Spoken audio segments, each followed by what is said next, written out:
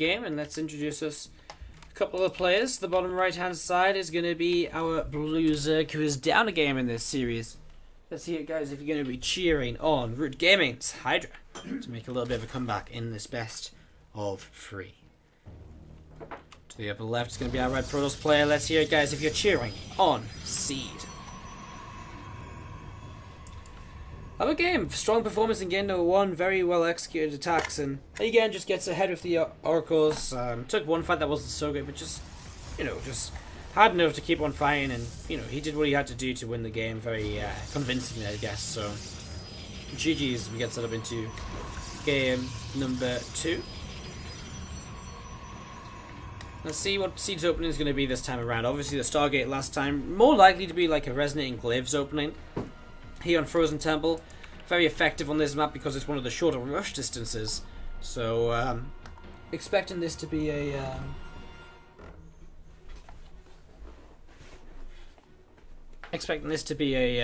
bit of a different build order from Seed this time around, as we're going to have the pull first actually from Hydra, which is interesting.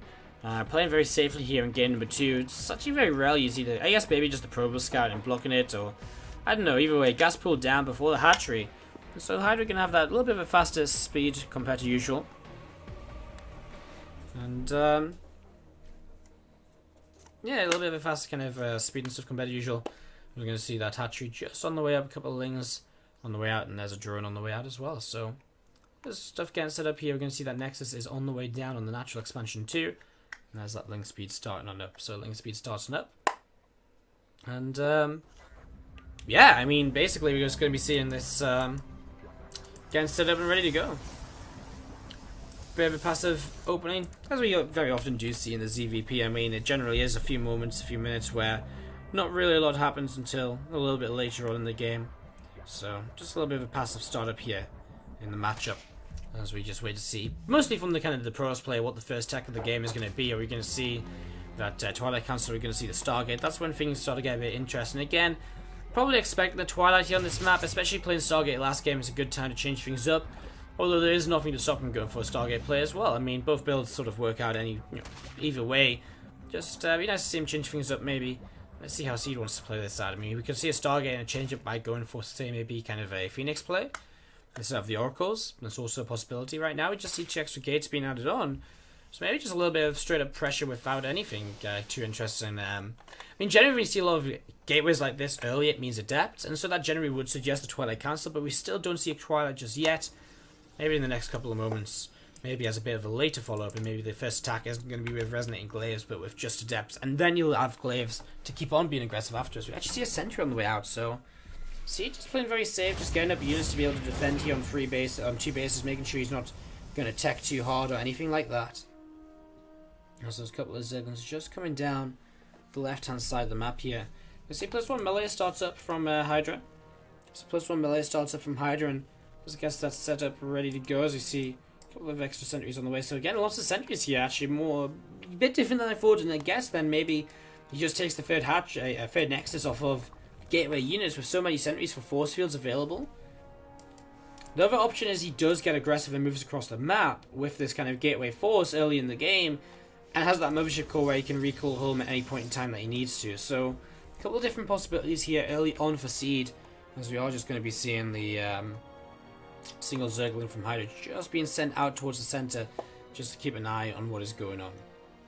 Robo Facility from Seed starts up. That's the first tech of the game then from him, so probably a Warp Prism to go along with these early gateway units. But again, it's going to be quite some time here before he actually is ready to get a Warp Prism up, so I wonder if he does go for a little bit of a push right now. And he is starting to move out into the map with a few gateway units. The mothership core stays at home though. It's turned away for a couple of moments.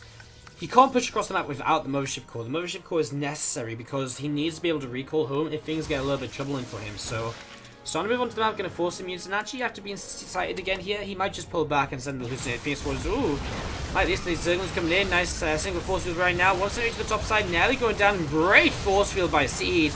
Really well placed force fields. Look at that. That sentry was about to go down. Uses that sentry to cast the force field, which saves it completely. Really well executed. Third Nexus for Seed is on the way up then towards the third bases. And just another overload over here. That lair is on the way up from Hydra 2. And +1 melee also about to finish in the next couple of moments. I'm just going to be seeing a single queen just coming in towards the front. So, queen just coming in towards the front. That warpism on the way. 3 more gateways. Wow. Seed with the warpism on the way up might just get super aggressive here. I mean, the third base, third nexus may just be a bit of like fake third nexus where he's not really ever going to utilize it. He is still making probes. So many gateways and no other tech still coming into this game as we see him again trading very well against these Zerglings. And I mean, if this continues, I mean, even right now, I feel as though Hydra's lost so much and hasn't gained anything. I mean, if you really look at resources, lost 1.1k to 275. So it's at this point where actually maybe he could just move across the map with a large attack and just see if he can, you know, end this game quickly and put himself into a 2-0 victory against Hydra with only the Chinese players to play against still in this group. And Hydra right now is 2-0 in the group, so still very likely that he will advance through even if he loses this game here. But still not definite as you see those few extra stalkers warped in. I mean, Time and Hydra, good players, could definitely take Seed down. And that could make things very interesting if Seed was to win here as well. So we'll discuss that a bit later as we do see this big attack coming in. Right now, only roaches really for Hydra. A couple of force fields, not the best. Catching one roach there. Could have maybe got a couple more bear force fields there. Nice force fields blocking off a few roaches at the back from being able to fight. You see, nice little bit of kiting backwards as well to make sure that roach is not going to be in range for as long as possible. Hydra going to time out the GG. And Seed is going to take a very quick, simple 2-0 here in this